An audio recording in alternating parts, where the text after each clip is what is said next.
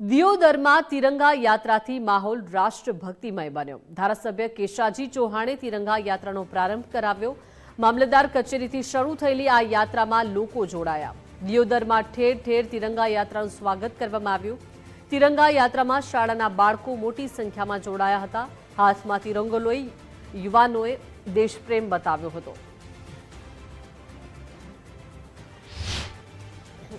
तिरंगा यात्रा तिरंगो ए अपनी आन बान अने शान छे, राष्ट्रभक्तिनो गान छे।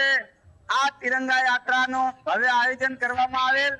आ प्रसंगे अने आवतीकाले स्वातंत्र्य दिवस निमित्ते आ विस्तारनी जनताने, समग्र गुजरातनी जनताने, देशनी जनताने मारा तरफथी अने वहीवटी तंत्रने समग्र संगठन तरफथी हार्दिक शुभेच्छाओ पाठवुं छुं। हर घर तिरंगा अभियान अंतर्गत आज दियोदर में આપણે ભવ્ય તિરંગા યાત્રાનું આયોજન કરેલું હતું।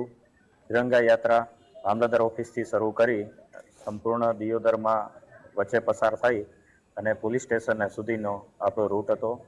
આ તિરંગા યાત્રામાં દિયોદરના લોકોએ, તમામ નાગરિકોએ ખૂબ ઉત્સાહપૂર્વક ભાગ લઈ અને ભવ્યાથી ભવ્ય તિરંગા યાત્રાનું આયોજન થયું હતું।